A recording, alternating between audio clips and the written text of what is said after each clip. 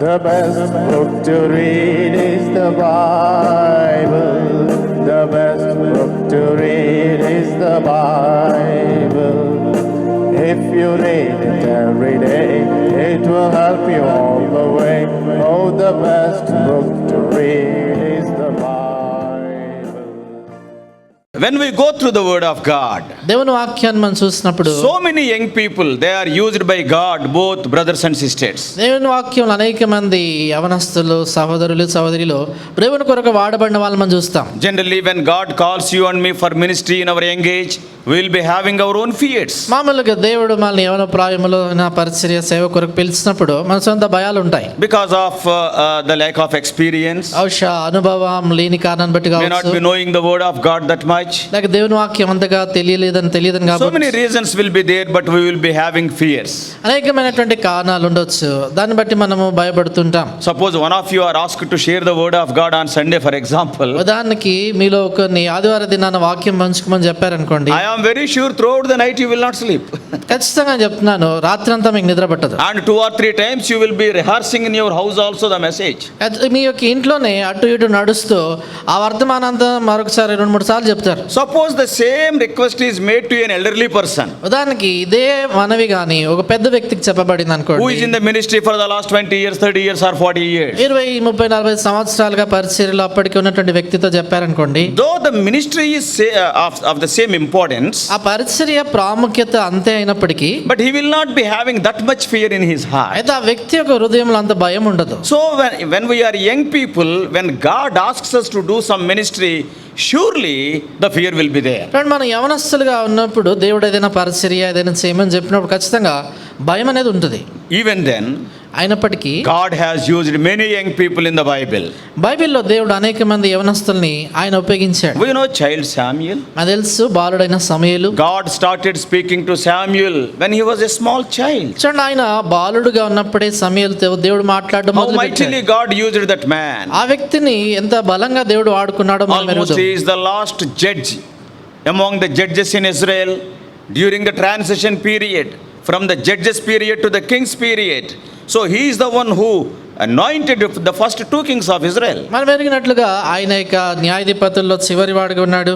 అది కాదు, న్యాయాధిపతుల నుంచి రాజుల కాలం మారుతున్నప్పటి సమయంలో కూడా ఆయన ఇశ్రాయేలు యొక్క మొదటి రాజుల్ని అభిషేకించినాడు.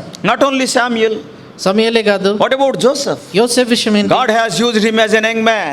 యోసేపును కూడా యవనస్తుడిగా దేవుడు The వాడుకున్నాడు. moment when he left his house at the age of 17, right from that day, he was a great testimony among the heathen people. చూడండి, ఆయన 17 సంవత్సరాల ప్రాయంలో తన యొక్క స్వదేశాన్ని విడిచి వెళ్ళినప్పటి నుంచి కూడా అనుజనుల మధ్యలో గొప్ప సాక్షిగా తనున్నాడు. What about David? దావీదు విషయం, As an young man, God brought David before Saul, and as an young man, he could stand before the powerful sword of Goliath. చూడండి, ఆయనకి యవనస్తుడిగా ఉన్నప్పుడే సౌలు ఎదుట దేవుడు ఆయన నిలబెట్టాడు. అంతేకాదు, ఆ గొలియాత్ యొక్క బలము కలిగినటువంటి ఖడ్గం ఎదుట సైతం ఆయన నిలబడగలిగాడు. Goliath's sword could not do any harm to David. దావీదునకు Goliath యొక్క ఖడ్గము ఏమాత్రం హాని చేయలేకపోయింది. Same is the case with Daniel or John the Baptist, even Lord Jesus Christ. అదే విషయంలో మనం చూసినప్పుడు మరి దానియేలు, బాప్తిస్మిచ్చి యోహాను, యేసుక్రీస్తు ప్రభువారి విషయం కూడా. In the New Testament you can see Timothy, young Timothy, how Paul groomed Timothy.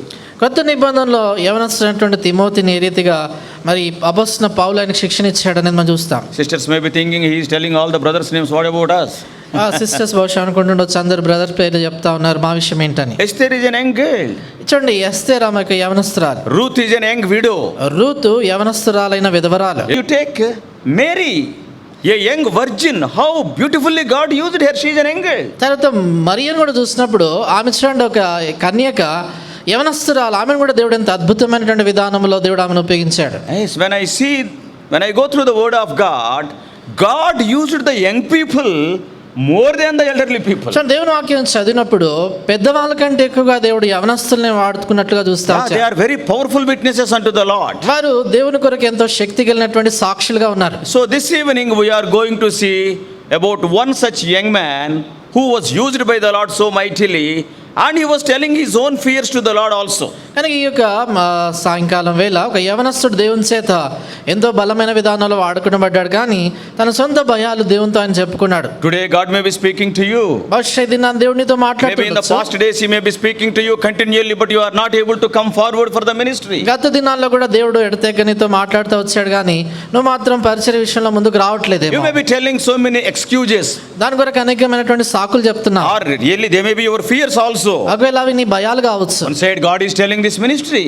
ఒకవైపు ఏమో దేవుడు తన పరిచర్య చెప్తా ఉన్నాడు. Other side the climate is not congenial for the ministry. మరొక వైపు చూసినప్పుడు వాతావరణము ఎంతో పరిచర్యకి ఏమాత్రం అనుగుణంగా లేదు. And there is so much persecution outside. తర్వాత వెలుపల ఎంతో హింస ఉంది. How can I stand for the Lord? ఇలాంటి పరిస్థితుల్లో ప్రభు కొరకు నేను ఎలా So you నిలబడతాను? may be having your own fears. అందుకని నీ సొంత భయాలు నీకున్నాయి. So we are going to see a person by name Jeremiah who feared like that. కనుక అలాంటి భయాలు కలిగినటువంటి ఒక వ్యక్తి ఇర్మియా అనేటువంటి పేరు కలిగినటువంటి ఆయనని గురించి మనం చూసుకుంటాం. I cannot speak properly, he says. ఆయన అంటాడు, నేను సరిగా మాట్లాడలేని వాడిని అంటాడు. But God used to write 4 books in the Bible.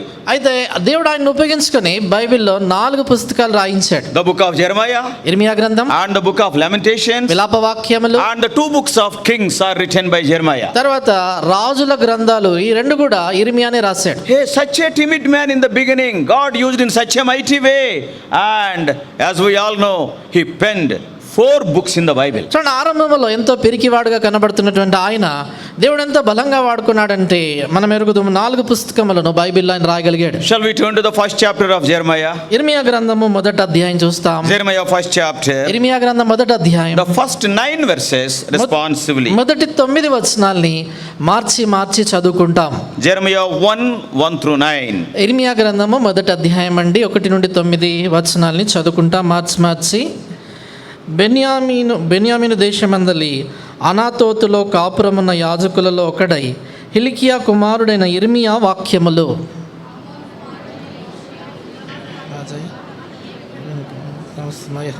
ఇర్మియాకు ప్రత్యక్షమాయ. మరియు యోషియా కుమారుడగు యెహోయాకీము యూదాకు రాజై ఉండగను, యోషియా కుమారుడుగు సిద్కియా యూదాకు రాజై ఉండగాను, అతని ఏలుబడి 11వ సంవత్సరం వరకును, అనగా ఆ సంవత్సరమున 5వ నెలలో యెరూషలేము చెర తీసుకుని పోబడి వరకును ఆ వాక్కు ప్రత్యక్షమగుచుండెను. నేను రూపింపబడకునిపై నేను ఎరిగితని, నేను గర్భంలో బయలువెడకునిపై నేను ప్రతిష్ఠించుతని, జనముల ప్రవక్తగా నేను నియమించుతని. అందుకు అయ్యో ప్రభువు యెహోవా చిత్తగించుము, నేను బాలుడని మాట్లాడుటకు నాకు శక్తి చాలదని నేను అనగా,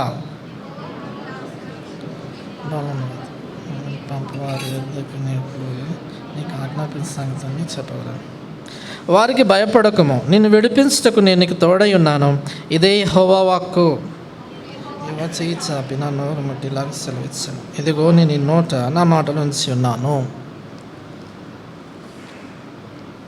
The Bible commentators say Jeremiah lived during 650 to 570 BC. Bible వ్యాఖ్యానకర్తలు వారు ఏం చెప్తారంటే, ఇర్మియా క్రీస్తు పూర్వం 650 సంవత్సరం నుండి 670 సంవత్సరం ఆ ప్రాంతంలో జీవించాడు. I want to tell a little bit history. కొంత చరిత్ర చెప్పగోరుతున్నా.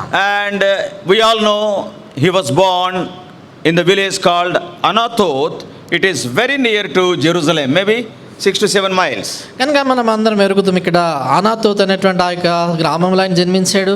అది కేవలం యెరూషలేము చాలా సమీపంలో 6-7 మైళ్ళ దూరంలోనే ఉండింది. And that village Anathoth was allotted to the tribe of Benjamin by Joshua. ఈ అనాతోత్ అనేటువంటి ఒక గ్రామము యెహోషువ వారికి పంచిపెట్టినప్పుడు బెన్యామీను గోత్రానికి ఆ స్థలం ఇచ్చాడు. And we all know Levites are not having any of their own inheritance.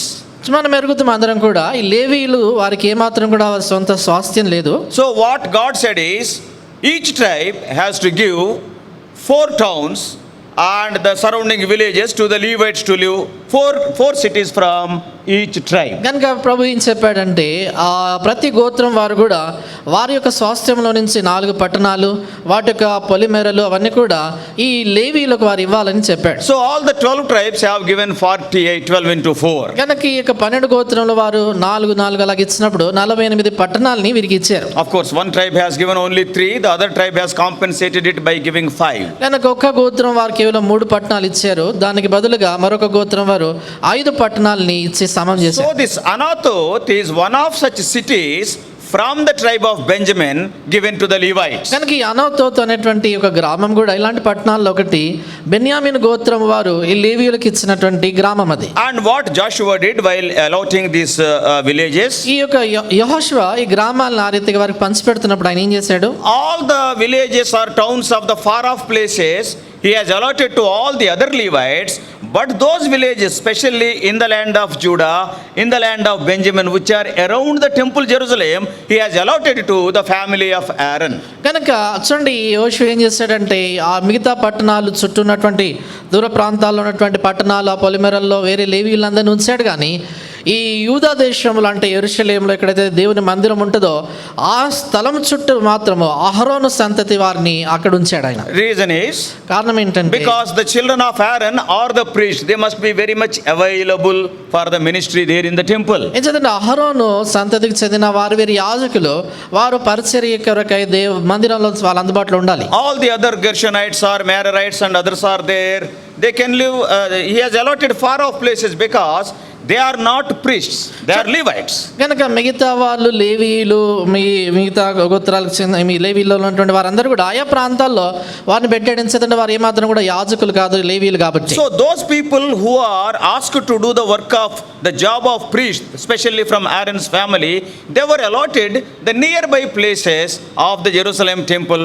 Nearby places means from Judah and Benjamin. కనుక ఎవరైతే అహరోను సంతతి వారుగా ఉంటున్నారో, యాజకులుగా ఉన్నారో అలాంటి వారికి యెరూషలేం చుట్టుప్రక్కన అంటే బెన్యామీను యూదా ప్రాంతాల్లో వాళ్ళకి స్వాస్థ్యాన్ని ఇచ్చాడు. What the other Levites are doing without doing the priestly ministry? ఇంకా మిగతా లేవీలు వారు ఏం చేస్తా వచ్చారు పరిచర్య వారు లేనప్పుడు? Because they will be going among the people and they were educating all the Israelites about the law of the Lord. వారు ఏం చేస్తా వచ్చారంటే ఆయా దేవుని ప్రజల మధ్యలో, ఇశ్రాయేల్ మధ్యలోకి వెళ్ళి దేవుని యొక్క ధర్మశాస్త్రాన్ని వారికి నేర్పిస్తా వచ్చారు. So Jeremiah, he was born in Anathoth to Hilkiah means. కనుక ఈ ఇర్మియా హిల్కియా కుమారుడు అనాతోతులో జన్మించాడంటే So he belongs to the family of Aaron, we can understand. అంటే మాకు అర్థమయ్యేది ఏంటంటే ఈయన అహరోను యొక్క సంతతికి చెందినవాడు. Yes.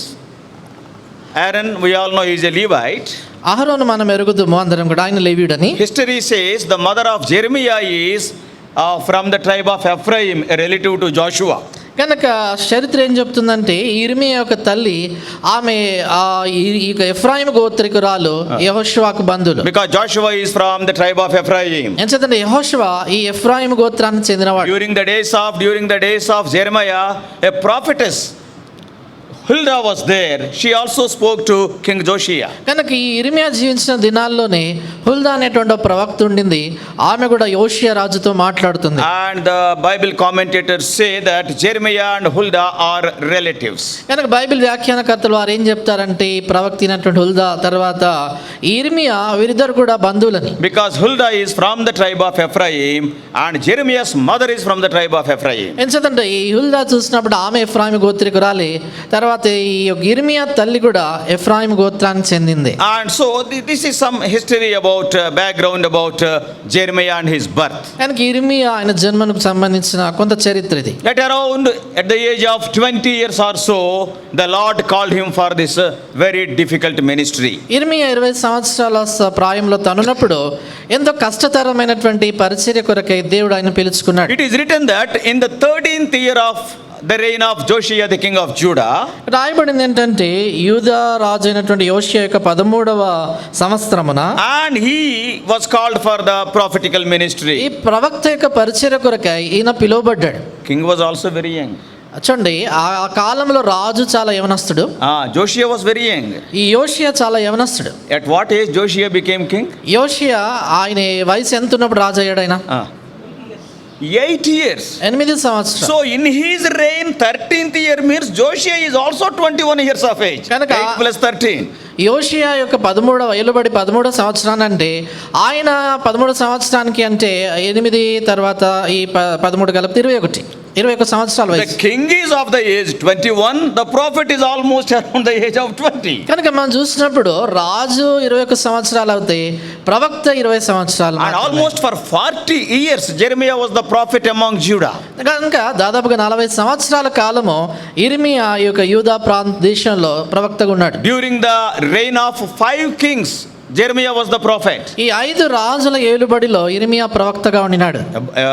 When Josiah was the king, యోషియా రాజుగా ఉన్నప్పుడు, and then his son Jehoiahaz was the king for 3 months only. తర్వాత ఆయన కుమారుడు అంటే యెహోయాహాజు, ఆయన 3 నెలలు మాత్రమే రాజుగా ఉన్నాడు. And after that, again Jehoiakim became the king, another son. దాని తర్వాత ఈయన యొక్క మరొక కుమారుడు యెహోయాకీను, ఆయన యొక్క రాజుగా అయ్యాడు. When you are reading the Bible, మీరు బైబిల్ చదువుతున్నప్పుడు if you read Chronicles and if you read Kings, there will be little bit confusion. మీరు ఈ రాజుల గ్రంథము, దినవృత్తాంతాలు, ఈ గ్రంథాలు చదివినప్పుడు కొంచెం కలవరం ఏర్పడుతుంది. Because each king was having two names. ఏం చేద్దంటే ప్రతి రాజుకి ఒక వ్యక్తికి 2 పేర్లు ఉంటాయి. So in Chronicles one name is written and in Kings another name is written. When we read this, అరే ఇక్కడ యెహోయాకీం అని ఉంది, ఇక్కడ ఎలియాకీం అని ఉంది, ఇందులో ఎవడు కరెక్ట్, నేను కరెక్టా, వాడు correct, so many questions will come. కనుక ఒకే వ్యక్తికి అక్కడ ఒక పేరు, ఇక్కడ ఒక పేరు ఉన్నప్పుడు ఇక్కడ చూస్తే యెహోయాకీం అని ఉంది, అక్కడ ఎలియాకీం అని ఉంది, ఎవరు కరెక్ట్, మరి వారు ఇక్కడ రెండిట్లో అని మనకు కొంచెం కలవరం ఏర్పడుతుంది.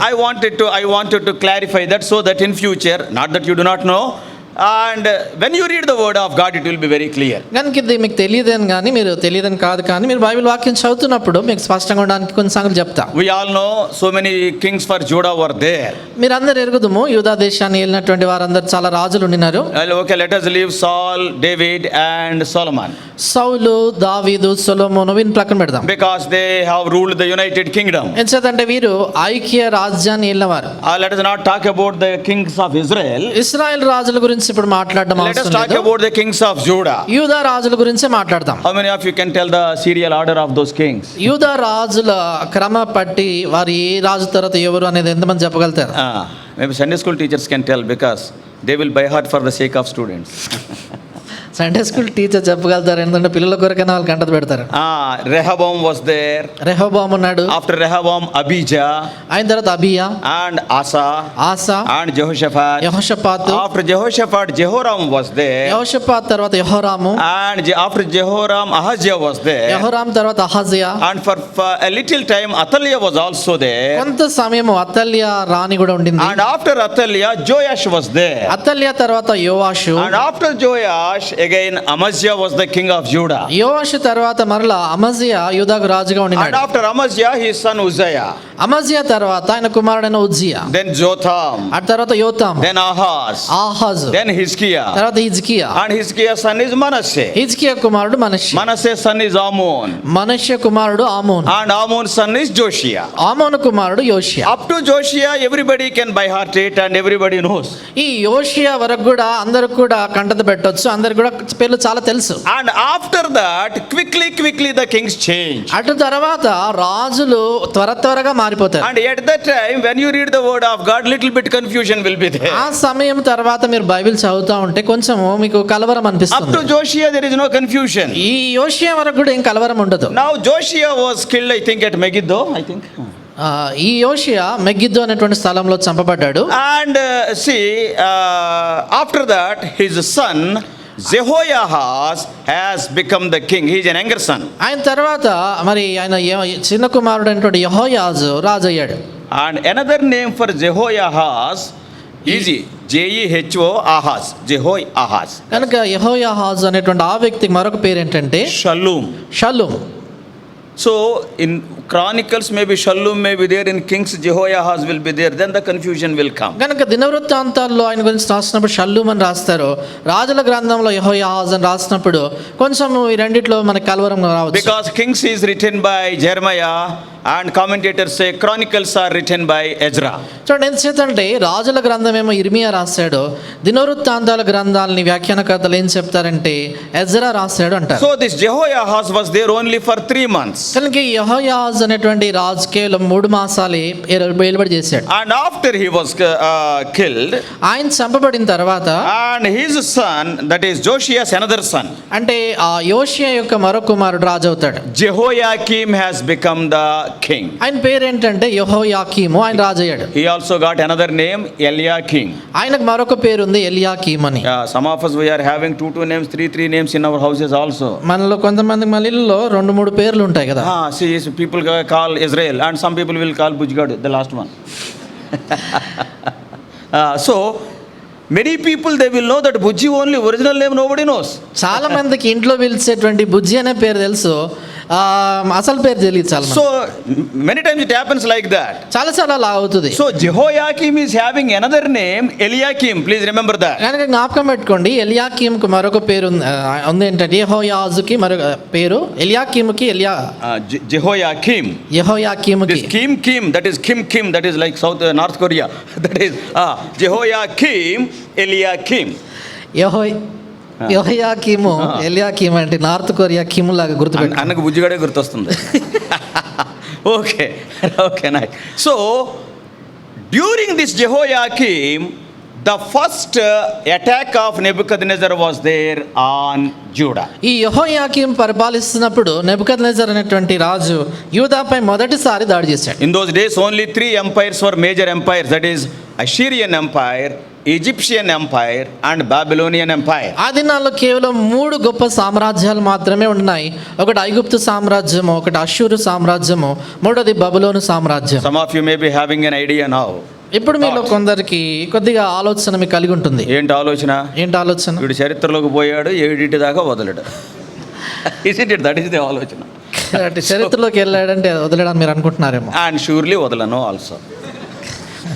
If you are having any work, you can get up very slowly and you can go away. మీకు ఏదైనా పని ఉంటే మెల్లిగా లేచి వెళ్ళిపోవచ్చు. And so, because these are very important when we read the word of God, this confusion should not be there. ఈ చాలా ప్రాముఖ్యమైన సంగతులు. ఎందుచేతంటే దేవుని వాక్యం చదువుతూ ఉంటున్నప్పుడు ఈ అర్థం కాకుండా కలవరం ఉండదు. So from 609 BC onwards up to 598 BC, this Jehoiakim was the king almost 10 years. కనుక 609 క్రీస్తు పూర్వం నుంచి 598 వరకు కూడా ఈ యెహోయాకీము ఆయన పరిపాలన చేశాడు. And the first invasion of Nebuchadnezzar was during 606 BC. కనుక ఈ నెబుకద్నెజర్ మొదటిసారి యూదాపై దాడి చేసింది ఎప్పుడంటే క్రీస్తు పూర్వం 606వ సంవత్సరం. At that time Daniel and those 3 young people, they were taken captives. ఆ సమయంలో దానియేలు తన యొక్క 3 స్నేహితులు కూడా చెరలో తీసుకుపోబడ్డారు. In all the 3 invasions of Nebuchadnezzar, ఈ నెబుకద్నెజర్ వారిపై దాడి చేసినటువంటి 3 సార్లు కూడా he has not taken all the people to Babylon. ఆయన ప్రజలందరినీ బబులోను తీసుకెళ్లలేదు. Once again Bible commentators say only 25% of the population he has taken to Babylon. మరొకసారి బైబిల్ పండిత్ వ్యాఖ్యానకర్తలు వారు ఏం చెప్తారంటే ఆయన బబులోను తీసుకెళ్ళినటువంటి వారు ఎంతమంది అంటే 25% మంది. He has not gathered all the poor people and he has not taken them to Babylon. Who will feed them? కనుక పేదవాళ్ళందరినీ కూడా ఆయన మరి సమకూడి వారందరినీ కూడా బబులోను తీసుకెళ్ళలేదు. అక్కడ తీసుకెళ్తే ఎవరు పోషిస్తారు? So who are useful, who are from the king's family and who are a threat to me, so such people only he has taken. కనుక ఎవరైతే ఆయనకు ఉపయోగపడగలుగుతారో, రాజవంశంలో ఉన్న వారు ఉన్నారో, ఎవరైతే ఆయనకి భవిష్యత్తులో ప్రమాదకరంగా ఉండగలుగుతారో అలాంటి వారిని తీసుకెళ్ళాడు. So after Jehoiakim rebelled against the Babylonian king, ఈ యెహోయాకీము బబులోను రాజు మీద తిరుగుబాటు చేసినప్పుడు and his son Jehoiakim, that is M, this is N, Jehoiakim, this is Jehoiakim, his son became the king. చూడండి, ఆయన కుమారుడు అయినటువంటి యెహోయాకీను, ఇంతకు మునుపు మనం చూసాం యెహోయాకీము, ఈయన యెహోయాకీను. He also ruled only for 3 months. ఆయన కూడా 3 మాసాలు ఏలుబడి చేశాడు. Very weak king. చాలా బలహీనుడైన రాజు. And during those 3 months Nebuchadnezzar once again came against Judah. ఆయన ఏలినటువంటి ఆ 3 నెలల్లోనే ఈ నెబుకద్నెజర్ మరొకసారి యూదా మీద దాడి చేశాడు. And after then he has taken the Jehoiakim as a captive. యెహోయాకీనుని ఆయన మరి చెరలో తీసుకెళ్తాడు. 37 years he kept him in the prison. 37 సంవత్సరాలు ఆయన చెరసాలలో పెడతాడు. The last chapter of Jeremiah speaks about Jehoiakim. ఇర్మియా గ్రంథం చివరి అధ్యాయం మీరు చదివితే ఈ యెహోయాకీను గురించి మీరు చూస్తారు. This Jehoiakim also got another name, Jeconiah. ఈ యెహోయాకీను కూడా మరొక పేరు ఉందంటే, ఈ పేరు ఉంది, అదేంటంటే జెకోనియా. Jeconiah or Jehoiakim, same. ఈ యెకొన్యా కావచ్చు, యెహోయాకీన్ కావచ్చు, ఇద్దరు ఒకటే. And after this man was taken as a prisoner to Babylon, ఈ వ్యక్తి బబులోనికి ఒక ఖైదీగా తీసుకుపోబడిన తర్వాత, because he was there only for 3 months, ఎందుకంటే ఆయన కేవలం 3 మాసాలే ఏలాడు. then another son of Josiah, his name is Zedekiah, has become the king. ఇప్పుడు యోషియా యొక్క మరొక కుమారుడు, ఆయన పేరు సిద్కియా, ఈయన రాజుగా అయ్యాడు. We all know about Zedekiah. సిద్కియా గురించి మనందరికీ తెలుసు. Yeah, during the days of Zedekiah only, the Jerusalem temple was totally burnt and walls were destroyed, and the third time Nebuchadnezzar came. ఈ సిద్కియా దినాల్లోనే మూడోసారి ఈ నెబుకద్నెజరు యెరూషలేంపై దాడి చేస్తాడు, పూర్తిగా మందిరాన్ని అంతా అగ్నితో కాల్చేస్తాడు, గుమ్మాలు కాల్చివేయబడతాయి, ఇదంతా పడవేయబడతాయి. And this Zedekiah also got another name, ఈ సిద్కియా కూడా మరొక పేరు ఉంది, మత్తన్యా. So please remember all these things. With this knowledge, if you read the word of God, there won't be any confusion. అంచేది ఈ సంగతులని జ్ఞాపకం పెట్టుకోవాలి. ఈ అవగాహన కలిగినటువంటి వారి వాక్యం చదివితే మీకు ఎలాంటి కలవరం ఉండదు. Because he has rebelled against a Babylonian king, ఈయన బబులోను రాజుకు వ్యతిరేకంగా తిరుగుబాటు చేశాడు he కాబట్టి was taken as a captive, and we all know how his eyes were plucked out and all these things in brazen fetters. కనుక ఆయన చెరలో కొనుపబడ్డాడు. అటు తర్వాత అతని కళ్ళు ఊడబెరకటము, అటు తర్వాత సంఖ్యలతో తీసుకుపోబడ్డం ఏమో తెలుసు మనకి. And after that, Nebuchadnezzar has not appointed any king over Judah. He kept some governors. He made Judah as a province under Babylon. కనుక దాని తర్వాత ఈ యొక్క చూడండి, యూదా దేశం పైన ఏ రాజుని నెబుకద్నెజర్ నియమించలేదు, కానీ కొంతమంది అధిపతులను పెట్టి ఓ సంస్థానముగా ఆయన క్రింద దాన్ని పెట్టుకున్నాడు. And after Zedekiah, the first governor was Gedaliah. ఈ సిద్కియా తర్వాత మొదటి అధిపతి ఎవరంటే గెదల్యా. And after that, Zerubbabel. అటు తర్వాత జెరుబ్బాబెలు. So when we come to Zerubbabel, once again we know what all has happened, how. And after some time, Ezra went, and again Nehemiah went, and we all this story again. ఆ జెరుబ్బాబెల్ తర్వాత సంగతులని మనకు తెలుసు. జెరుబ్బాబెల్ తర్వాత Ezra వెళ్ళటం, దాని తర్వాత కొంతకాలం తర్వాత నెహెమ్యా వెళ్ళటం, అంటే యెరూషలేంకి వెళ్ళటం, ఇవన్నీ మనం ఎరుగుతాం. So during because of this confusion with the 5 kings, I have narrated all these ఈ things. 5 మంది రాజుల గురించి కొంచెం కలవరం ఉండొచ్చు కాబట్టి ఈ సంగతులను మీకు చెప్పాను. Because our Jeremiah was the prophet during the reign of these 5 kings. ఎందుకంటే మనకు ఈ ఇర్మియా ఆయన యొక్క 5 రాజుల కాలంలో ప్రవక్తగా ఉండినాడు. And also, as it is written in Jeremiah chapter 16, Jeremiah, he was not married. ఇర్మియా గ్రంథం 16వ అధ్యాయం మనం చూసినప్పుడు ఇర్మియా ఆయన పెళ్లి చేసుకోలేదు. God asked him not to marry. దేవుడు ఆయన్ని ఖచ్చితంగా చెప్పాడు ఆయనతో వివాహం చేసుకోకూడదని. And where his tomb is, nobody knows. ఆయన సమాధి ఎక్కడుందనేది ఎవరికి తెలియదు. And one thing is true, he ran away to Egypt. అయితే ఒక సంగతి మాత్రం ఖచ్చితం ఏంటంటే ఆయన ఐగుప్తుకు బారిపోయాడు. And history says he was stoned to death in Egypt. చరిత్రలో ఏం రాయబడిందంటే ఐగుప్తులో ఆ రాళ్ళు రువాయిని చంపారంట. That's why అందుకని in the book of Hebrews, when Paul writes in 11th chapter verse 37, అందుకనే హెబ్రీ పత్రిక 11వ అధ్యాయంలో 37వ వచనం రాస్తున్నాడు పౌలు అంటాడు, some were stoned, some were sawn asunder. ఆయన అంటాడు కదా, కొందరు రంపములతో కోయబడిరి, కొందరు రాళ్లతో కొట్టబడిరి అంటాడు. Jeremiah was the prophet who was stoned to death like Stephen. కనుక స్టెఫెను వలె రాళ్లతో కొట్టబడి చంపబడినటువంటి వాడు ఇర్మియా. And Isaiah was the prophet who was sawn asunder during the days of Manasseh. కనుక రంపములతో కోయబడిరి అని చెప్పినప్పుడు మనష్య దినాల్లో యెషయా ప్రవక్తను రంపములతో కోయించాడు. So the history says Jeremiah was stoned to death in Egypt, because when Zedekiah rebelled against that Nebuchadnezzar, and when he was defeated, many of the Jewish people as refugees, they ran away to Egypt, and one of them was Jeremiah. కనుక చూడండి, ఈ సిద్కియా ఎప్పుడైతే తిరుగుబాటు చేశాడు నెబుకద్నెజర్కి వ్యతిరేకంగా, ఆయన వచ్చి దాడి చేశాడు. అటు తర్వాత చాలామంది వారు ఆశ్రయం కొరకే చాలా స్థలాలకు పారిపోయారు, కొందరు ఐగుప్తుకు పారిపోయారు. అందులో ఒకరు ఇర్మియా. This is all the background of Jeremiah. ఇదంతా ఇర్మియా గురించిన వెనుక చరిత్ర. And something about his ministry during his 40 years of prophetic ministry. కనుక ఆయనకు పరిచర్యకు సంబంధించినటువంటి కొంత సంగతులు చెప్పారు. 40 సంవత్సరాలు ఆయన పరిచర్య చేశాడు. So almost at the age of 20, like that, he was called for the ministry of a prophet. దాదాపు 20 సంవత్సరాల ప్రాయములో అయినప్పుడు ప్రవక్తగా పరిచర్య కొరకు పిలువబడ్డాడు. And the Lord said to him very clearly in verse 5, 5వ వచనంలో ప్రభువు ఎంతో స్పష్టంగా ఆయనతో అంటాడు, before I formed thee in the belly, I knew you. Before thou came forth out of the womb, I sanctified you, and I ordained thee a prophet unto the nations. గర్భములో నిన్ను రూపింపక మునిపే నిన్ను ఎరిగి తిని, నీవు గర్భము నుండి బయలుపడక మునిపే నిన్ను ప్రతిష్ఠించి తిని, జనములకు ప్రవక్తగా నిన్ను నియమించి తిని. Yes, God has set apart some of the people in the Bible before he formed them in their mother's womb. చూడండి, బైబిల్లో మనం చూస్తాం కొందరిని దేవుడు వాళ్ళ తల్లి గర్భంలో రూపింపబడ్డానికి మునుపుగానే తన పని కొరకు నియమించుకున్నాడు. For example, Samuel. ఉదాహరణకి సమయలు, For example, Samson. ఉదాహరణకి సంసోను. Oh, the angel of the Lord appeared unto the mother of Samson. చూడండి, సంసోను యొక్క తల్లి యొద్దకి దేవుని యొక్క దూత వచ్చి Yeah, ప్రత్యక్షమయ్యాడు. the God who knows the ending from the beginning, he can do anything. అంచేత ఆరంభం నుండి అంతం ఎరిగినటువంటి దేవుడు ఏమైనా చేయగలడు ఆయన. So, when the Lord said, I have appointed you as the prophet for the nations, ఎప్పుడైతే ప్రభు చెప్పాడో ఏంతో జనములకు నేను నిన్ను ప్రవక్తగా నియమించానని, oh, there was a great fear. ఆయన లోపల గొప్ప భయం ఏర్పడింది. Many of you are around 20 years of age. మీలో చాలా మంది 20 సంవత్సరాల ప్రాయంలో Maybe ఉంటారు. 21 or 22 like that. 21, 22 సంవత్సరాల వయసులో Suppose ఉంటారు. today God comes to you, I have appointed you as a prophet. గుండాకి చచ్చిపోతారు, ఏంటి? ఒకవేళ దేవుడు ఈ రోజు వచ్చి మీతో చెప్పాడు అనుకోండి, నేను నిన్ను ప్రవక్తగా నియమించాను జనాలకు అని చెప్తే జనముల కంటే గుండాకి చనిపోతారు. అరే, what is this? ఏంటిది How అనుకుంటా, can I do this work? ఈ పని నేను ఎలా చేయగలను? God appeared unto me.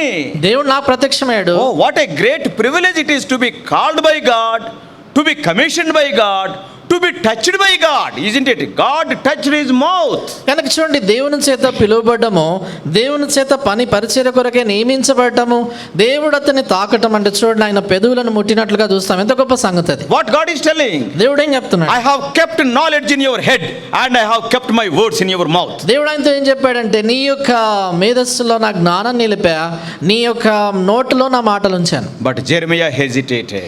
అయినా కూడా చూడండి, ఇర్మియా ఆయన సంకోచించాడు. Yeah, like you and me, he was having his own fears. నీ వలే నా వలే ఆయన తన సొంత భయాలు కలిగి ఉన్నాడు. So today when God is calling you to do some work, you may be having fears.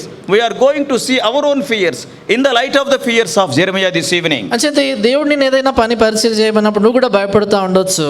ఇది నన్ను ఇర్మియా యొక్క జీవితపు వెలుగులో మనం కూడా కలిగి ఉండేటువంటి కొన్ని భయాలు ఏంటనే చూస్తాం. Can I do this ministry? ఈ పరిచయం నేను చేయగలనా? The people are so rebellious. ప్రజలు ఎంతో తిరుగుబాటు చేసేవారు, Nobody is hearing. ఎవరు వినరు, I am too young. నేను చాలా చిన్నవాణ్ణి. So many fears will be there. ఇలాంటి చాలా అనేకమైన భయాలు ఉంటాయి. I want to bring before you 7 fears Jeremiah was thinking of. చూడండి, ఇర్మియా మనస్సులో ఉన్నటువంటి 7 భయములు మీ ఎదురు తీసుకురాగోరుతున్నా. Number 1. మొదటిది ఏంటంటే, the job is totally new to Jeremiah. ఈయనకు అప్పగించబడిన పని ఇర్మియాకు సంపూర్ణంగా క్రొత్తది. Why? ఎందుకని? Jeremiah was born in a priest's family. ఇర్మియా చూడండి యాజకుల కుటుంబంలో పుట్టాడు. Ezekiel was also like that. ఎజ్కేలు కూడా అలాగే. He was also born in the priest family, but God has given the job of a prophet. ఎజ్కేలు కూడా ఆయన చూస్తే యాజకుల కుటుంబంలో పుట్టాడు కానీ పని మాత్రం దేవుడు ప్రవక్త పని పెట్టాడు. In those days, ఆ దినాల్లో the ministry of priest means it is a little bit safe and comfortable. ఈ యాజకుని యొక్క పని అంటే అది కొద్ది మట్టుకు అది కొంచెం సురక్షితంగా ఉండేది, సౌఖ్యంగా ఉండేది. Why? ఎందుకని? Because all the time he will be working in the compound of the temple, nothing outside, isn't it? ఎందుకంటే యాజకుడు అనేసరికి ఎల్లప్పుడు కూడా ఈ మందిర ఆవరణం లోపలే పనిచేస్తుంటాడు, వెలుపల ఏం చేయడు. And no enemy can come inside, because if somebody comes inside unlawfully, God will intervene, they will die there. ఎందుకంటే చూడండి, ఆ లోపలికి ఎవరు రాలేరు. ఎవరైనా కూడా నియమానికి విరుద్ధంగా వస్తే దేవుడు జోక్యం చేసుకుని ఆ వ్యక్తి చనిపోతాడు. So the work of the priest is almost safe and comfortable. అందుకని ఒక యాజకుడి పని దాదాపుగా తన లోపల ఎంతో సౌఖ్యంగా భద్రముగా చేసుకునే పని అది. In those days, ఆ దినాల్లో at least 7 things they were doing. కనీసం 7 సంగతులు వారు చేస్తూ వచ్చారు. One is, I will not explain, just I will mention. ఇవన్నీ పూర్తిగా వివరించను, చెప్తాను కాబట్టి. Number 1, మొదటిది, they were offering the sacrifices. Many people are bringing the sacrifices. The first job of the priest is to offer those sacrifices. అనేకులు అర్పణలు తీసుకొస్తారు కాబట్టి యాజకుడు చేసే మొదటి పని ఏంటంటే బలులు అర్పించటం. And a part of the sacrifice is their portion, that shows a fixed income is also there. చూడండి, ఆ బలులు వారు అర్పించినప్పుడు దాంట్లో కొంత భాగము వీళ్ళకి ఇవ్వబడుతుందంటే వాళ్ళకి రాబడి కూడా కొంచెం ఇవ్వబడతా వచ్చింది నియమించబడి. Priest will be having demand, marriage alliances, because fixed income is there, every day non-vegetarian. గనక ఆయనకి చూడండి రాబడి ఖచ్చితంగా ఇంత అనేటువంటిది ఉంటుంది కాబట్టి ప్రతిరోజు మాంసాహారమే తింటూ ఉంటాడు. పెళ్లి సంబంధాలు వాటిని గురించి ప్రజలు వస్తుంటారు, డిమాండ్ ఉంటుంది ఆయనకి. పెళ్లి సంబంధాలు బాగానే వస్తాయి, పెళ్లి సంబంధాలు బాగానే వస్తాయి. సన్నగా ఉన్న మా అమ్మాయి కూడా దొబ్బుగా అవుతుంది. ఆ, సో కంఫర్టబుల్ లివింగ్. కనుక సౌఖ్యంగా జీవించగలిగేవారు. So that is offering sacrifices is the first job. అందుకని ఇక్కడ చూడండి, బలులు అర్పించడం వారు చేసే మొదటి పని. And the priests were, the second thing is they were examining the lepers. రెండవ సంగతి యాజకులు చేసేది ఏంటంటే ఈ కుష్ఠరోగం కలిగిన వారిని పరీక్షించడం. Suppose if some boil is there, some spot is there, is it leprosy or not? They were examining.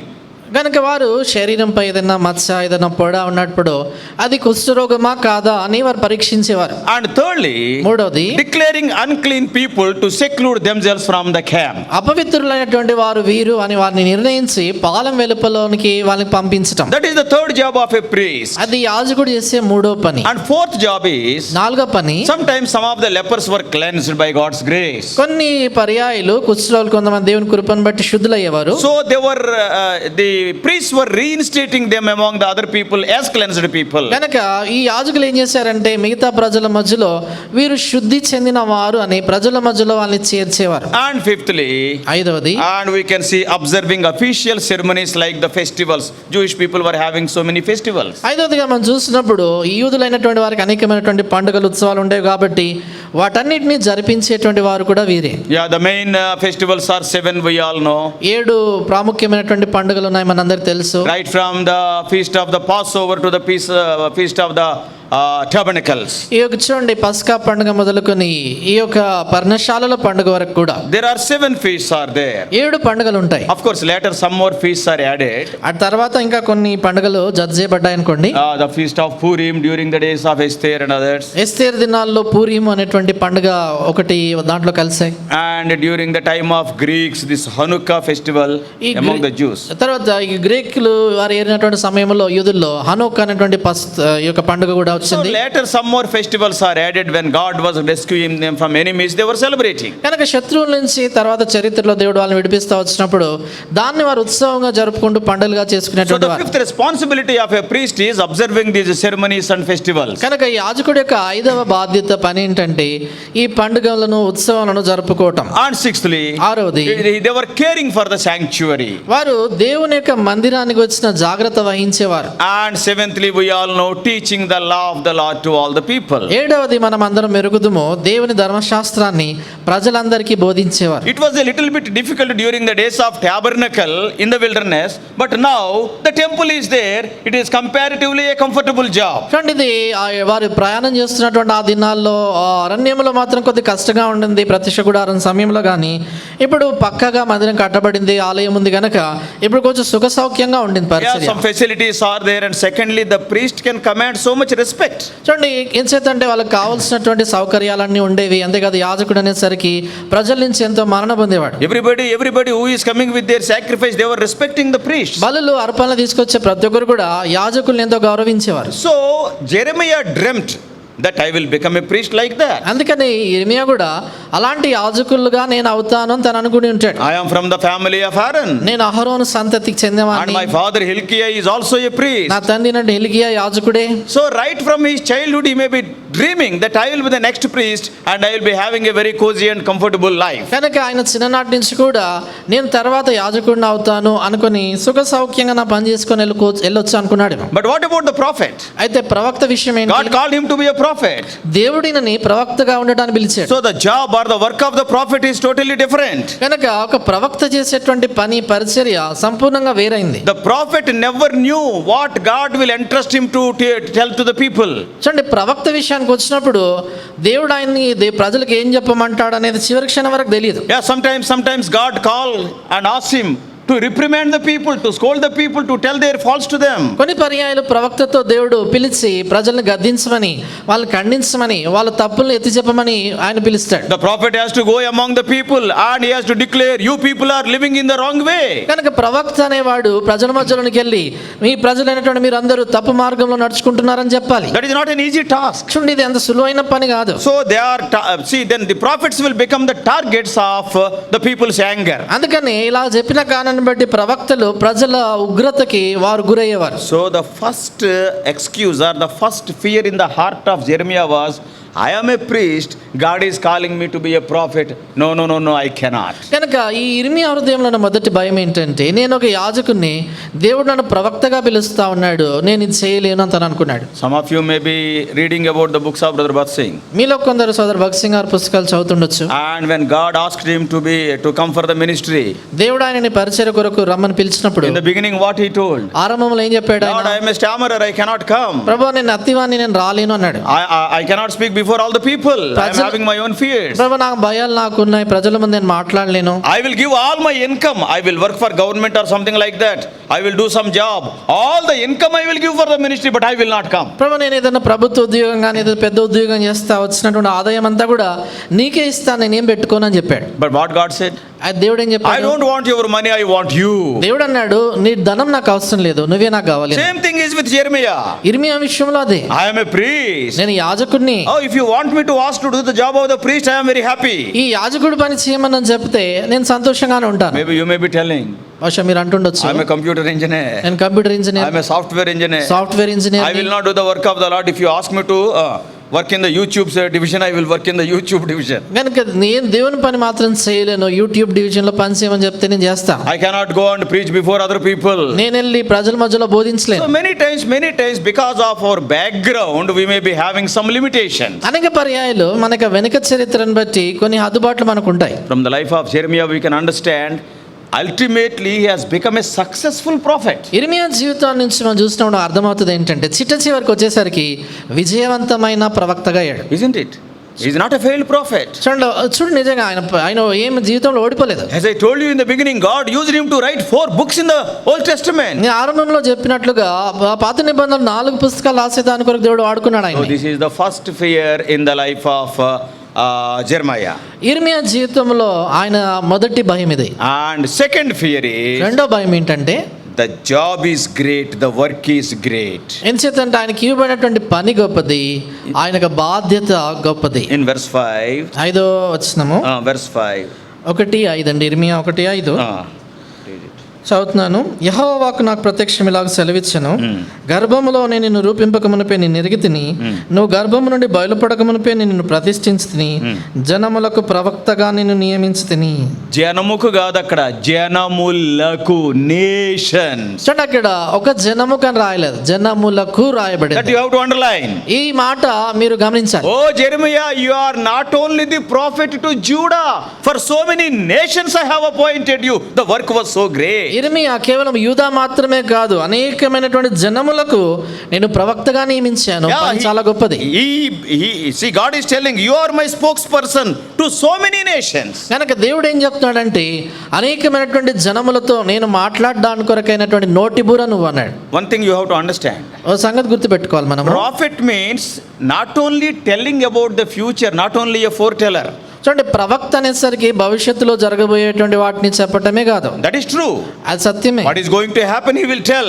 భవిష్యత్తులో జరిగే వాటిని చెప్తాడు. That is very easy to tell what is going to happen in future. భవిష్యత్తులో ఏం జరుగుతుందని చెప్పడము కొంతవరకు చాలా సులువే. But the other side of the coin, the another responsibility of the prophet is, he has to talk about the present state of the people. అయితే ఇచ్చండి, ప్రవక్త పరిచర్య నానముల మరొక వైపు ఏంటంటే, ఆయన ప్రస్తుతం ప్రజల పరిస్థితి ఎలాగుంది దాని గురించి మాట్లాడాలి. Suppose a person has committed sin, ఉదాహరణకు ఒక వ్యక్తి పాపం or చేశాడు, the nation has committed sin. లేదా ఒక దేశం పాపం చేసింది. He has to expose the sin of the people. It is not an easy task. ఆ ప్రజల యొక్క పాపాన్ని బట్టబయలు చేసి చూపించి చెప్పాలి, అదంత సులువు కాదు. And not only that, అంతేకాదు, those people are not ordinary people. ఆ ప్రజలు అంత సామాన్యులు కాదు. It is easy to tell to a good person. ఓ మంచి వ్యక్తికి ఏదైనా చెప్పడం బాగానే ఉంటుంది. What I feel, నేనేమనుకుంటానంటే, it was a little bit easy to Nathan to reprimand David, because David is also a godly man. చూడండి, నాతాను ప్రవక్త దావీదును గద్దించడం కొంచెం సులువే అనుకోండి. ఎందుచేతంటే దావీదుడు ఆత్మీయుడే. Yes, because David also, yes, it is true, it is true. ఎందుచేత దావీదు కూడా ఆయన అంటాడు, అవును చెప్పింది నిజమే, సత్యమే. But as a prophet, Elijah going and standing before Ahab is very difficult job, because he is a wicked man. అయితే చూడండి, ఒక ప్రవక్తగా ఏలియా వెళ్ళి ఆహాబు ఎదుట నిలబడి చెప్పడం అనే కష్టం. ఎందుకంటే ఆహాబు చాలా దుష్టుడు. Ahab can tell, kill this fellow. ఆహాబు చెప్పొచ్చు, ఆజ్ఞాపించవచ్చు, ఈయన చంపేయండి. So that is where there are dangers for the prophet. అందుకని ఆ పరిస్థితుల్లో ప్రవక్తకు ప్రమాదాలు ఉంటాయి. Telling to a good man, a godly man, you have done this thing very wrongly. Oh, it is easy. easy, but to tell to a good man. చూడండి, ఓ మంచి వ్యక్తి ఉన్నప్పుడు నువ్వు ఇలా తప్పు చేసావు, ఈ పాపం చేసావు అని చెప్పినప్పుడు ఆయన తీసుకుంటాడు, అది సులువుగానే ఉంటుంది. Then what he will say? ఆయన ఏమంటాడు? అవును brother, I have committed mistake. అవును బ్రదర్, నేను తప్పు చేశాను. అదే చెడ్డోడికి చెప్పు, చూడండి, అదే ఒక చెడ్డోడికి చెప్పు, నేను ఒక్కడనే చేశానా? వాడు ఏమంటాడు? నేను ఒక్కనే చేశానా? నువ్వు చెప్పడానికి వచ్చావా? నువ్వేంటి నాకు చెప్పేది? ఎవడో నిన్ను పంపింది? నిన్ను పంపింది ఎవడు అంటాడు. పంపినోడు సంగతి అలాగుంచి నీ సంగతి నేను చూస్తా. కాబట్టి ఏ పంపిన సంగతి పక్కన పెట్టి నీ సంగతి చూస్తాను. So it is very difficult to tell their faults to the wicked people. అందుకనే చెడ్డ వాళ్ళకి వాళ్ళ తప్పులేది చెప్పడం చాలా కష్టం. So here not to one nation. చూడండి, ఇక్కడ ఒక్క జనముకు కాదు. To be frank, if you see the last chapters of Jeremiah, to 10 nations he proclaimed or he prophesied. వాస్తవంగా మీరు చూస్తే ఇర్మియా గ్రంథం చివరి 10 అధ్యాయాల్లో చివరి అధ్యాయంలో 10 జనాంగాలకి ఆయన ప్రవచిస్తాడు. Yes, in the middle chapters, you know, he was prophesying against Judah and also Israel. చూడండి, మధ్యలో ఉన్నటువంటి అధ్యాయాల్లో యూదా, ఇశ్రాయేల్ గురించి ప్రవచిస్తాడు. Apart from these two nations, he prophesied against 9 nations. ఈ 2 దేశాలతో పాటు ఆయన మిగతా 9 దేశాల విషయంలో ప్రవచిస్తాడు. In Jeremiah chapter 46, he spoke against Egypt. ఇర్మియా 46వ అధ్యాయంలో ఐగుప్తును వ్యతిరేకంగా మాట్లాడతాడు. And in chapter 47, he spoke against Philistia. 47వ అధ్యాయంలో ఫిలిస్తీన్ల దేశాన్ని గురించి ప్రవచిస్తాడు. And in 48th chapter, he spoke against Moab. 48వ అధ్యాయంలో మోయాబును వ్యతిరేకంగా ప్రవచిస్తాడు. In 49th chapter, against 4 countries. 49వ అధ్యాయంలో 4 దేశాలకు వ్యతిరేకంగా ప్రవచిస్తాడు. Against Ammon, against Edom, Edom, and against Damascus, that is Syria, Damascus అంటే Syria, and also against Arabia, that is Kedar and Hazor. కేదారు, హజరు అంటే Arabia దేశం. Even the 5th country also, Elam, that is Persia, the present day Iran. తర్వాత 5వది Elam అంటే పారసిక దేశం, ప్రస్తుతం Iran దేశం. And the 9th country, in chapter 50 and 51 of Jeremiah, he spoke about Babylon. తర్వాత 9వ దేశము 50వ అధ్యాయం 51వ అధ్యాయం ఇర్మియా గ్రంథంలో బబులోను దేశాన్ని గురించి ప్రవచించాడు. Oh, the work was so great. ఆయనకి ఇవ్వబడిన పని చాలా గొప్పది. Lord, I am a small child, I am a young man. ప్రభా, నేను చాలా బాలుడని, చిన్నవాణ్ణి. And you are telling that I have to go and speak against not one nation, not one tribe, nations, more than 10 nations. ప్రభా, మీరేమో వెళ్ళి చెప్పమంటున్నారు, ప్రవచించమంటున్నారు. ఓ దేశానికి, ఓ జనానికి కాదు, 10 జనముల కంటే ఎక్కువ దేశాలకి ప్రవచించమంటున్నారు. That created a fear in his heart. ఈ విషయము ఆయన హృదయములో భయాన్ని పుట్టించింది. Because it is a major task. What a task it is. ఎందుకంటే అది పెద్ద పని, చాలా గొప్ప బాధ్యత. He has to go to every country and he has to tell, you have sinned, you have sinned, you are under the judgment of God. God is going to punish you. Is it easy to tell? ఆయన ప్రతి దేశానికి వెళ్ళి మీరు పాపం చేశారు, మీరు పాపం చేస్తున్నారు, దేవుడి తీర్పు మీ మీదకి వస్తుందని చెప్పడము అంత సులువు అనుకుంటారా? Sometimes when God calls you, కొన్ని పర్యాయాలు దేవుడు మేము పిలిచినప్పుడు, yes, he will put the burden more than your bearing capacity. కొన్నిసార్లు మీరు భరించే స్తోమత కంటే, సామర్థ్యం కంటే ఎక్కువగా భారం మీ మీద పెడతాడు దేవుడు. Many times I told from the same pulpit. చాలా పర్యాయాలు ఇదే పుల్పిట్ మీద చెప్పాను. Suppose if you can carry 20 kilos. ఉదాహరణకి నువ్వు 20 కేజీలు మోయగలిగితే, Suppose if God keeps you 20 kilos of burden on your shoulder. ఉదాహరణకి దేవుడు నీ యొక్క భుజంపై 20 కిలోల భారం పెట్టాడు And అనుకోండి, then what you will say? నువ్వు ఏం చెప్తావు? I carried. నేను మోసాను, I can carry. నేను మోయగలను That's why అంటావు. God will keep 50 kilos. అందుకే దేవుడు ఏం చేస్తాడు? 50 కేజీలు పెడతాడు. Then what you will do? అప్పుడు ఏం You చేస్తావు? cannot carry. నువ్వు దాన్ని మోయలేవు. You will look unto the Lord. నువ్వు ప్రభు వైపు చూస్తావు. Lord, 50 kilos are there. I am not able to move. My backbone is breaking. ప్రభు 50 కేజీల బరువు నా మీద ఉంది, ముందుకు అడగలేకపోతున్నాను, వెన్నుపూస Please సిరిగిపోతున్నట్లుంది, help me. దయచేసి సహాయపడు.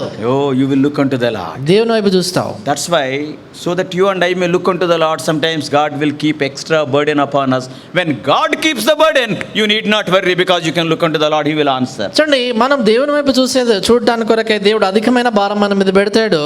ఎప్పుడైతే దేవుడు ఆ భారం పెట్టాడో మనకు తెలుస్తుందో మనం చింతించాల్సిన అవసరం లేదు, ముందుకు మనం వెళ్ళగలుగుతాం. So the first thing is, మొదటి భయం ఏంటంటే, the job is new. He was a priest and he was asked to do the job of a prophet. ఆయన పని క్రొత్త పని, ఇంచేతన ఆయన యాజకుడు, ఆయనకు అప్పగించబడినటువంటి పని ప్రవక్త పని. Your job may be different, but God is asking you to do a completely different job. నీ పని లేక నీ ఉద్యోగం కావచ్చు, అది వేరే కావచ్చు, దేవుడు సంపూర్ణంగా వేరైనటువంటి పని కొరకు నేను పిలుస్తున్నాడు. Secondly, the work is great. రెండోది పని గొప్పది. And third thing, we all know he is young. మూడోది మనం అందరం మెరుగుతాము, ఆయన యవనస్తుడు. Around 20 years I told. నేను చెప్పా కదా, 20 సంవత్సరాల ప్రాయం. Who will hear? ఎవరు వింటారని చెప్తే You are an immature person, you are an inexperienced person. వాళ్ళు ఏమంటారు, అనుభవం లేనివాడు, చిన్నవాడు, నీకేం తెలుసు అంటారు. Many times the audience will be experienced. Elders will be sitting, standing before them. It is not easy. చాలా పర్యాయాలు ముందు కూర్చున్నటువంటి వాళ్ళు, వినేటువంటి వారు అనుభవశాలు ఉంటారు, పెద్దవాళ్ళు ఉంటారు. వాళ్ళ ముందు నిలబడి చెప్పడం కష్టం. What they will say? వాళ్ళు ఏమంటారు, Who shared the word of God? వాక్యం ఎవరు చెప్పారు ఈరోజు? ఆడపిల్లకాయ ఎవడో వచ్చాడు. వాడెవడో పులకాయ వచ్చాడంట. Isn't it? Some small బచ్చాకే. ఎవరో చిన్నోడు బచ్చా వచ్చాడంట. వాడిని చూడలేదా? వాడిని చూడలేదా? ఏం చూస్తాం, వాడే ఎంత ఉన్నాడు. మేము ఎక్కడో పుల్పీట ఎక్కడో పర్లాంగ దూరంలో ఉంది. So how can we see? కనుక So people will despise you. కాబట్టి నీ వయసును బట్టి ప్రజలు నిన్ను తృణీకరిస్తారు. Yeah, many times they will see your age. చాలా సార్లు నీ వయసును చూస్తారు ప్రజలు. So brothers and sisters, అందుకని సోదరులారా, as I already told you in the beginning, God has chosen many young people and he used the young people more than the elderly people. నేను ఆరంభంలో చెప్పినట్లుగా దేవుడు అనేక మంది యవనస్తుల్ని ఎన్నుకున్నాడు. ఆయన పెద్దవారి కంటే ఎక్కువగా ఈ యవనస్తుల్ని ఆయన వాడుకున్నాడు. Yeah, when God calls you, you need not see your age. దేవుడు నిన్ను పిలిచినప్పుడు నీ వయసును చూడాల్సిన అవసరం లేదు. He can call an 80 years Moses or he can call a 80 years Samuel. చూడండి, దేవుడు ఆయనకి ఇష్టమైతే 80 సంవత్సరాల మోషేని పిలుస్తాడు, 8 సంవత్సరాల సమయలైనా పిలుస్తాడు. Heaven's principles of selection are totally different. మనుషుల్ని ఎన్నుకునేటువంటి విషయంలో పరలోక నియమ నిబంధనలని సంపూర్ణంగా వేరైనవి. David was the last guy in his family. చూడండి, దావీదు తన కుటుంబంలో కనిష్ఠుడు. Yes, in 1 Samuel 16:7 we all know. మొదటి సమూయేలు 16:7 మనం ఎరుగుతాం. When this great prophet Samuel went to select the future king of Israel when Saul failed. చూడండి, ఎప్పుడైతే సౌలు రాజు తప్పిపోయాడో, ఇశ్రాయేల్ దేశానికి భవిష్యత్తు రాజుని ఏర్పరిచే దాని కొరకే గొప్ప ప్రవక్త సమూయేలు బయలుదేరినప్పుడు The first 3 sons of Jesse were already in the army of Saul. How will be the military man? చూడండి, ఈ ఇశ్రాయేల్ యెషయా యొక్క మొదటి ముగ్గురు కుమారులు అప్పటికే సైన్యంలో ఉన్నారు. వారు సైనికులు. They are having height and weight. వాళ్ళ చూడండి, వారికి ఎత్తుగా ఉన్నారు, బలంగా ఉన్నారు. Nobody in India or any country will select both of us in army. Hesitate. మా ఇద్దరిని ఎవరు కూడా ఏ దేశమైనా కూడా సైన్యంలో మమ్మల్ని తీసుకోరు. Because the height they will see, they will put the rod and we can easily come through the rod. So that's why God has brought us to this place and kept us in a higher place. 3 feet high. So army people means you can understand. సైన్యం అంటే మీకు అర్థమై ఉంటుంది. అప్పుడప్పుడు మేము army dress ఇంటికాడ వేసుకొని చూసుకుంటూ ఉంటాం. That's all. So thing is here the first 3 sons of Jesse are already in the army. చూడండి, ఇక్కడ యెషయా యొక్క మొదటి ముగ్గురు కుమారులు వారు అప్పటికే సైన్యంలో ఉన్నారు. So by seeing their personality, Samuel was thinking, oh, God must have selected these people. అందుకని వాళ్ళు చూసిన వెంటనే సమూయేలు అనుకున్నాడు, వీరు ఇంతగా అజానుభావులుగా ఉన్నారు, దేవుడు వీళ్ళని ఎవరినో ఎన్నుకుని ఉంటాడని. Because the first king of Israel, Saul, was having a very good personality. ఎందుకంటే ఇశ్రాయేల్ మొదటి రాజు అయిన సౌలు ఆయన ఎంతో ఎత్తరిగా ఉన్నాడు, బలాఢ్యుడిగా ఉన్నాడు. Samuel may be thinking, సమూయేలు అనుకున్నాడు, God has chosen such a wonderful personality to be the king. A king must have that personality. So by seeing these 3 sons, one of them may be the king, future king, Samuel thought. కనుక సమూయేలు అనుకుంటాడు, మొదటి రాజు సౌలు చాలా అజానుభావుడుగా ఎత్తుగా ఉన్నాడు కాబట్టి ఈ మొదటి ముగ్గురు సైనికులు వారు చూసినప్పుడు వీళ్ళు అలాగే ఉన్నారు కాబట్టి ఈ లోకం ఎన్నుకుంటాడు దేవుడు అనుకుంటాడు. Ultimately the last person, David, was selected. చివరికి కనిష్ఠుడు, చివరివాడు దావీదుని దేవుడు ఏర్పరచుకున్నాడు. So don't see your age when God is asking you to do some work. అందుకనే దేవుడు మిమ్మల్ని ఏదైనా పని చేయమని పిలిస్తే మీ వయసు చూడొద్దు. I am not asking you to be hasty in the work of the Lord. అంటే అదే సమయంలో దేవుని పనిలో తొందరపడి ముందుకెళ్ళాలని చెప్పట్లేదు. Ascertain the call of God. దేవుని పిలుపుని మీరు ఖరారు చేసుకోవాలి. May not be 1 time, 2 times, 3 times, pray 10 times. ఒకసారి, 2 సార్లు, 3 సార్లు కాదు, 10 సార్లు అయినా పర్లేదు. Confirm the call of God. When God calls you, He will give you the needed resources. దేవుడు నిన్ను పిలిచినప్పుడు దాన్ని మీరు నిర్ధారించుకోవాలి. దేవుడు పిలిస్తే దానికి తగిన వనరులు కూడా ఇస్తాడు. So that fear was there, fear regarding his age in Jeremiah. కనుక ఈ ఇర్మియాలో ఉన్నటువంటి భయం ఏంటంటే వయస్సును గుర్చిన భయం. And fourthly, 4వది, and inadequate talents. ఆయనకి చూడండి, ఆయనకున్న తలాంతులు సరిపోయినటువంటి తలాంతులు కలిగిన In వాడు. verse 6 what he is telling, 6వ వచనంలో ఏమంటాడు? he was exclamated, he was wondering. ఆయన అక్కడ ఆశ్చర్యపడుతూ అని అంటాడు, చూడండి 6వ వచనమండి. అందుకు అయ్యో ప్రభువగు యెహోవా, చిత్తగించుము, నేను బాలుడని, మాట్లాడుట నాకు శక్తి చాలదని నేను Yes, I cannot speak. మాట్లాడటకు నాకు శక్తి చాలదు. In English, ఇంగ్లీష్లో then said I, Lord, and then behold the words that are used. చూడండి అయ్యో తర్వాత చిత్తగించుము అనేటువంటి మాటలు మీరు చూస్తే, In other words, he was telling to the Lord, selecting me is a wrong selection. అంటే వేరొక మాటల్లో ప్రభుతో ఏం చెప్తున్నాడంటే, నన్ను ఎన్నుకునే విషయంలో మీరు తప్పు చేశారు ప్రభు. I am not having the needed talents, I cannot speak properly. నాకు నీకు సరిపోయేటువంటి తలాంతులు లేవు, నేను సరిగా మాట్లాడలేను. Same thing Moses in Exodus 4:10. నిర్గమకాండ 4:10లో ఈ మోషే అదే మాట్లాడతాడు. Same thing we can see in the life of Isaiah the prophet in Isaiah 6:7. యెషయా ప్రవక్తని గురించి కూడా యెషయా 6:7లో ఆయన అవే మాటలు మాట్లాడతాడు. I don't know how to speak. నేను ఎలా మాట్లాడాలో నాకు తెలియదు అంటాడు. And even the same complaint Brother Bhagat Singh also, we all know it. చూడండి ఇదే మాటలు సదర్ భగత్ సింగ్ గారు కూడా అంటాడు, మనందరికి తెలుసు. Oh, that's why Paul writes in 2 Corinthians 12:9. అందుకనే 2 కొరింథీ 12:9లో పౌలు రాస్తూ అంటాడు, our strength will be made perfect in our weakness. గనుక మన యొక్క బలహీనతలో దేవుని శక్తి పరిపూర్ణమగుచున్నది. You see the selection of God as we read in 1 Corinthians 1st chapter 26, 27 and 28. మీరు దేవుని ఏర్పాటును మీరు చూసినప్పుడు 1 కొరింథీ 1వ అధ్యాయము 26 చివరి వచనాలంతా 30 వచనం వరకు కూడా చూస్తే, He has chosen the foolish things of the world, mean things of the world, base things of the world, and people who are not, God has chosen. అక్కడ రాయబడిన సంగతులు మనం ఎరుగుదాం. దేవుడు ఈ లోకంలో తృణీకరింపబడినటువంటి వారిని, నీచులైనటువంటి వారిని, ఎన్నికలేనటువంటి వారిని, అలాంటి వారిని దేవుడు ఏర్పరచుకున్నాడు. If you are able, ఒకవేళ నేను చేయగలను అని నీకు సామర్థ్యం ఉంటే, and if the people knew that you are very able, ప్రజలకు కూడా నువ్వు చాలా సామర్థ్యుడు అని తెలిస్తే, suppose if you do some work, ఉదాహరణకి ఏదైనా పని చేస్తున్నప్పుడు what the people will comment? ప్రజలు ఏమంటారు? వాడైతే చేయగలడండి. వాళ్ళు ఏమంటారంటే, ఆయన చేశాడంటే ఆయన చేయగలడు అంట. But that's why God will not select such people. అందుకే దేవుడు చూడండి అట్లాంటి వాళ్ళని ఏర్పరచుకోడు. God's glory will be manifested through our flaws. చూడండి మన యొక్క లోటుపాట్ల ద్వారా దేవుని యొక్క మహిమ బయలుపరచబడుతుంది. Yes.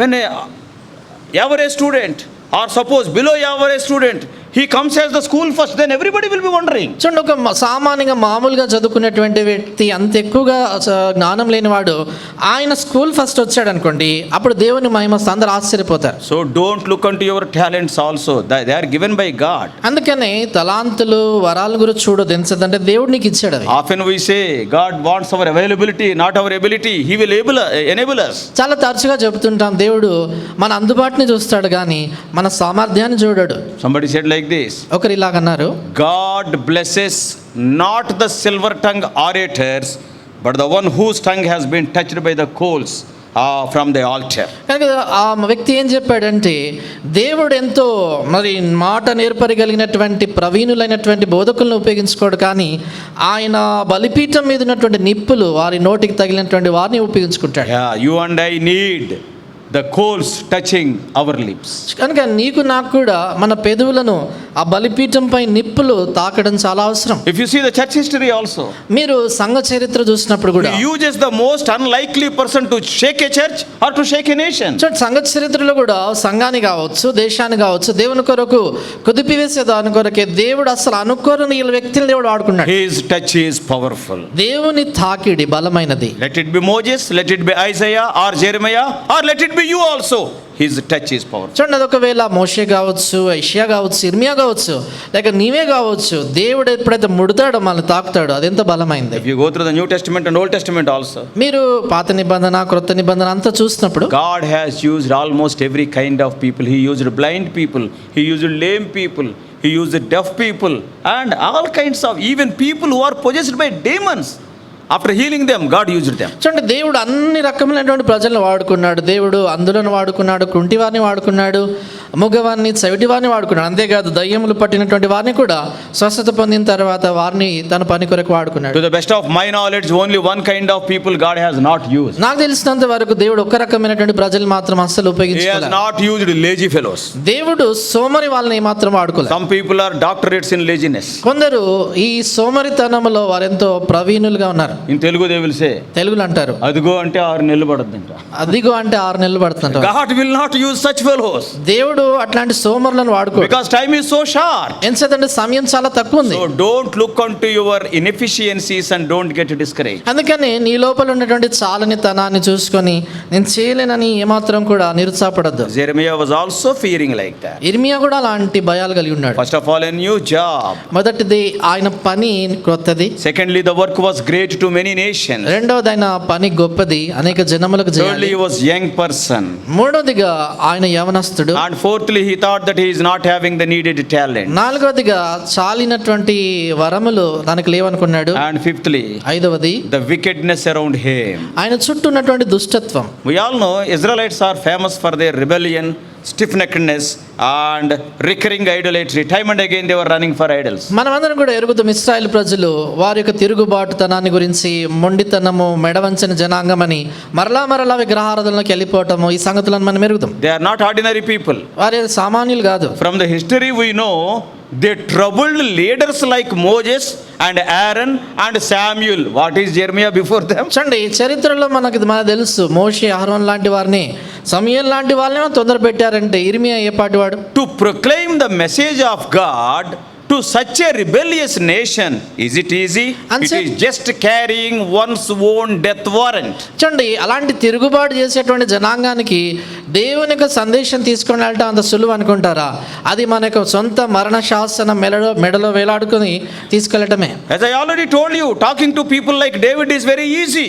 నేను ఇందాక చెప్పాను కదా, దావీదు లాంటి ఆత్మీయులకు వెళ్ళి చెప్పడం అంటే సులువే. People like Hezekiah, when Isaiah came and told you are going to die, who are you to tell me? He never said. He started praying. చూడండి హిజ్కియా లాంటి రాజుల దగ్గరికి కూడా వెళ్ళి, అంటే ఏషియా వెళ్ళి నువ్వు చనిపోబోతున్నావు అని చెప్తే నువ్వు నాతో చెప్పడానికి అంట కానీ వెంటనే ప్రార్థిస్తాడు. So probably he may be discouraged by seeing the wickedness around him, the wicked people, Israelites. బహుశా ఆయన చుట్టూ ఉన్నటువంటి దుష్టత్వాన్ని, ఇశ్రాయేలు ప్రజలను చూసి నిరుత్సాహపడి ఉంటాడు. And sixthly, ఆరోది the message was unpleasant. ఆయన చెప్పేటువంటి సందేశము వినేవారికి అంత ఇష్టకరమైంది కాదు. It is a message of judgment. ఎందుకంటే ఆ యొక్క మాటలు తీర్పు మాటలు. He was called to the unhappy task of announcing the destruction of Judah, that is Babylonian captivity. కనుక ఇక బబులోను యొక్క చెరలో యూదా దేశము నశించిపోతుంది అనేటువంటి వాళ్ళకి సంతోషం కలిగించని బాధకరమైనటువంటి మాటలు చెప్పడానికి పిలువబడ్డాడు. It was not a message of mercy or compassion. అది వాళ్ళకి కనికరము, జాలి దేవుడు చూపిస్తాడనే మాట. It is not something like, as I already told you in the beginning, it is not a prosperity gospel he is asked to preach. కనుక నేను ఆరంభంలో చెప్పినట్లుగా ఇదేదో దేవుని యేసు ప్రభువుని నమ్ముకుంటే మీకు అన్ని బాగా జరుగుతాయనేటువంటి స్వార్థం కాదు. It was to announce the woeful day to the Jewish people. యూదులైనటువంటి వారికి దేవుని యొక్క వేదనకరమైనటువంటి ఆ దినం రాబోతుంది. You are going to become captives. మీరు చెరలోనికి వెళ్ళిపోతారు. Oh, you are going to become slaves in Babylon. బబులోనులో మీరు బానిసలుగా It is అవుతారు. not an easy message. ఆ చెప్పడానికి అంత సులువైంది కాదు అది. And if a person proclaims such a message, that invites the audience anger. కనుక ఏ వ్యక్తి అయినా కూడా చూడండి అలాంటి సందేశాన్ని కానీ చెబితే వినేటువంటి వారి యొక్క కోపము ఆ వ్యక్తి మీద రగులుకుంటుంది. And proclaiming such a message, he was having his own fear. కనుక ఇట్లాంటి సందేశం చెప్పాలి కాబట్టి ఆయన సొంత భయాలు ఉన్నాయి. And finally, చివరిదిగా the natural weakness within himself, that is the timidity. ఆయనలో సహజంగా ఉన్నటువంటి బలహీనత అదేంటంటే పిరికితనం. Because he knew very well about the Israelites around him. ఎందుకంటే ఆయన చుట్టూ ఉన్నటువంటి ఇశ్రాయేలు గురించి ఆయనకు బాగా తెలుసు. Why he became so timid? ఎందుకు అంత పిరికివాడుగా అయ్యాడు? One side it is a God given task, he knew about God. ఒకవైపు చూస్తే దేవుడు ఇచ్చినటువంటి పని, దేవుని గురించి ఆయనకు తెలుసు. Other side the rebellious people. మరొక వైపు తిరుగుబాటు చేసే ప్రజలు. Oh, fear comes so often.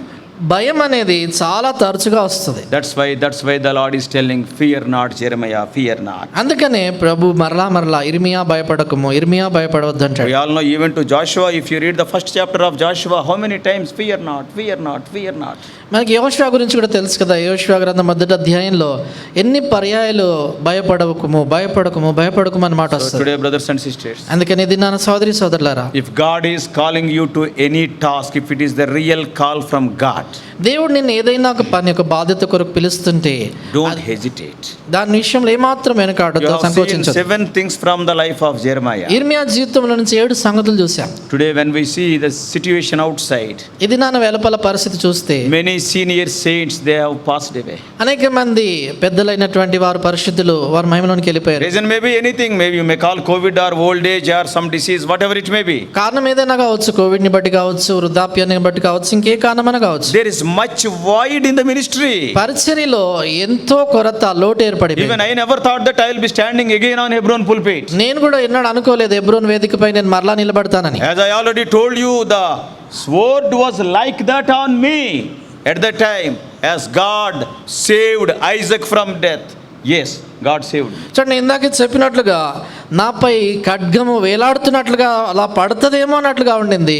ఇస్సాకును దేవుడు రక్షించినట్లు దేవుడు నన్ను రక్షించాడు. Young people, I am telling, యవనస్తులకు there is చెప్తున్నా, much void in the ministry. పరిచర్యలో ఎంతో ఖాళీ ఏర్పడింది. Before our own eyes, even in the recent times, more than 30 servants of God died. చూడండి, మన సొంత కళ్ళ ఎదుటే ఈ ఇటీవల కాలంలోనే దాదాపుగా 30 మంది సేవకులు వారు మరణించారు. So if God is calling you, అంచేత దేవుడు నిన్ను when పిలుస్తున్నట్లు, God is showing you some void in the ministry, don't tell excuses, don't have any fears. పరిచర్యలో ఏదో ఖాళీ నువ్వు పూర్తి చేయగలవు అని దేవుడు నీతో చెప్తుంటే సాకులు చెప్పొద్దు, వెనకాడవద్దు. He will guide you every step. అడుగు వెంబడి అడుగు దేవుడిని The నడిపిస్తాడు. steps of a good man are ordered by the Lord. Psalm 37:23. కీర్తన 37:23లో రాయబడింది, నీతిమంతుల అడుగులు దేవుడే వాటిని నియమిస్తాడు. Your discouragements will be there. అంటే చూడు, నిరుత్సాహాలు ఉంటాయి. People around you may not receive your message, నీ చుట్టూ ఉన్నటువంటి ప్రజలు నువ్వు చెప్పేదాన్ని అంగీకరించకపోవచ్చు. and your fears may be justified. నీలో ఉన్నటువంటి భయాలు అవి సరైనటువంటివి ఉండొచ్చు. But the one who is calling you is faithful. అయితే నిన్ను పిలిచిన వాడు నమ్మదగినవాడు. Like Jeremiah. ఇర్మియా వలె. Yes, later when we see the life of Jeremiah, he became one of the major prophets. ఆ తర్వాత మనం ఇర్మియా జీవితాన్ని చూస్తే ఆయన పెద్ద ప్రవక్తల్లో ఒకరిగా ఆయన అయ్యాడు. And he became a guide to people like Daniel, because Daniel, reading the writings of Jeremiah, he was encouraged. చూడండి దానియేలు లాంటి వాళ్ళకి మార్గదర్శిగా ఎడించదండి.